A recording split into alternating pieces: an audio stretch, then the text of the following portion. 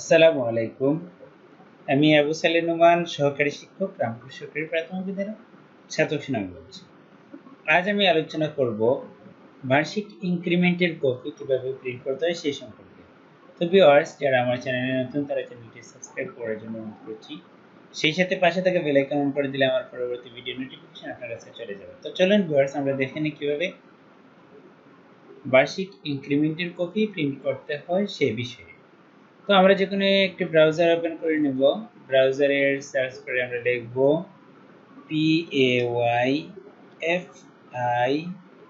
payxation.gov.bd দিয়ে enter press করব। Enter press করার পরে এই ধরনের একটা ইন্টারফেস দেখতে পাবো। এখানে আমরা মাউস স্ক্রল করিয়ে এই যে দুইটা অপশন বন্ধ করুন অথবা পরবর্তী ধাপ। এখানে কিছু বিশেষ সতর্কতা রয়েছে, তারপরে আছে পূর্ব প্রস্তুতি।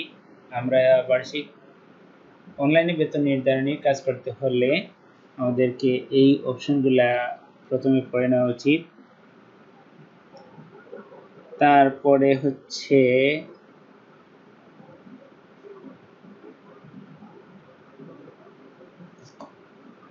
পড়ার পরে পরবর্তী ধাপে আমরা ক্লিক করব এবং এখানে কিছু জরুরি নির্দেশনা দেওয়া আছে। নির্দেশনাগুলো আমরা এক নজর পড়ে নিব। একবার পড়লেই হবে, পরবর্তীতে হয়তো আমরা এগুলো মনে রাখতে পারবো। তারপরে আমরা এখানে আমি প্রিন্ট নিয়েছি, পড়েছি এবং বুঝেছি, সেটুকু পড়ার জন্য বলা হচ্ছে যে প্রিন্ট নেওয়ার জন্য এখানে ক্লিক করে আমরা প্রিন্ট নিতে পারবো। তারপরে হার্ড কপি থেকে পড়ে তারপরে এখানে রাইট চিহ্ন দিয়ে পরবর্তী ধাপে যেতে পারবো। এখানে অনেকগুলো অপশন পাবো, চলমান পাবো, তারপরে নতুন নিয়োগ পাবো, নতুন নিয়োগ বেতন সংরক্ষণ এই অংশ পাবো, পদোন্নতি, টাইম স্কেল, সিলেকশন ডেট, অনেক কিছুই আছে। তারপরে আমরা যেটা করব, আমরা যাব ইনক্রিমেন্টে।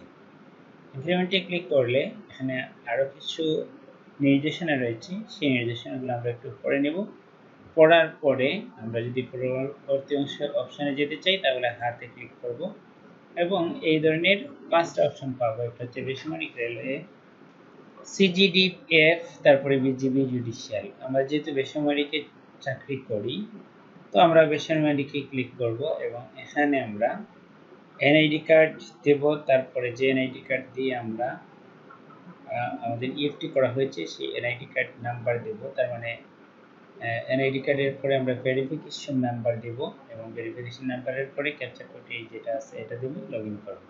তাহলে আমি আমার এনআইডি কার্ড দিচ্ছি, এনআইডি কার্ড দিলাম, এবার ভেরিফিকেশন নাম্বার দিলাম। দেওয়ার পরে এখানে যখন আমি ক্যাপচা কোড দিব দিয়ে লগইনে ক্লিক করলে এখানে একটা ইনফরমেশন দিবে আমাকে পরবর্তী ধাপে লগইন করার জন্য আপনার মোবাইলে প্রেরিত 4 সংখ্যার ভেরিফিকেশন নাম্বার এন্ট্রি করতে হবে। হ্যাঁ, ওকে। তারপরে এই ধরনের একটা ইন্টারফেস আসবে, তার মানে আমার মোবাইলে একটা ভেরিফিকেশন কোড নাম্বার অলরেডি চলে গেছে। তো সেখান থেকে আমি আমার ভেরিফিকেশন নাম্বারটা দেখে নেব। তারপরে এখানে লিখে ভ্যালিডেট অথবা রিসেন্ট কোড, যদি কোড না যায় তাহলে রিসেন্ট কোডে দিলে আরেকটা কোড যাবে, আর যদি যেহেতু গিয়েছে এই জন্য আমি কোড নাম্বার দিয়ে এখানে ভ্যালিডেটে ক্লিক করব। করলে এই ধরনের একটা ইন্টারফেস আসবে এবং এখান থেকে আমরা যেটা করব যে এখানে দেখেন ইনক্রিমেন্টের তারিখ দেওয়া আছে। আমি যে সালের ইনক্রিমেন্ট চাচ্ছি, যে তারিখে, সেই তারিখটা এখান থেকে চয়েস করে নেব। যদি 15 সালের হয় 15 সাল, যদি আমাদের 22 সালের হয় তাহলে 1/7 সালে কি ইনক্রিমেন্ট লেগেছিল বলতে ক্লিক করলে আমরা সেটা পেয়ে যাব এবং এখান থেকে আমরা আমাদের এভাবে বার্ষিক ইনক্রিমেন্টের কপি প্রিন্ট করে নিতে পারবো। এবার যদি আমরা চাই যে ইনক্রিমেন্টের কপিটা প্রিন্ট করে নিতে, তাহলে প্রিন্টের মধ্যে ক্লিক করব এবং ক্লিক করার সাথে সাথে এই ধরনের একটা ইন্টারফেস আসবে, প্রিন্টে ক্লিক করলেই প্রিন্ট হয়ে যাবে।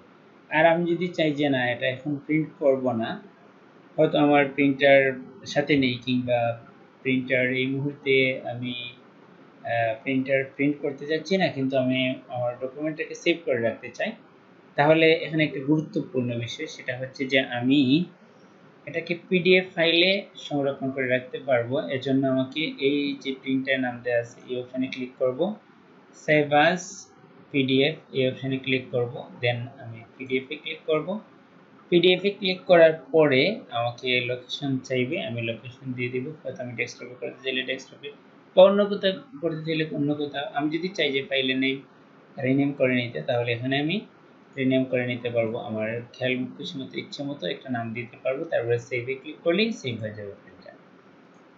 এভাবে আমরা আমাদের বার্ষিক ইনক্রিমেন্টের কপি দেখতে পারবো। আমি যদি অন্য একটা তারিখে যেতে চাই, তাহলে এখানে দেখুন তো 1/7/2021, তার মানে 1 জুলাই 2021 সালে যদি দিতে চাই, আর এখানে ক্লিক করলে এটা যেটা আসছে, এটা হচ্ছে যে 2021 সালে 1 জুলাই ইনক্রিমেন্ট।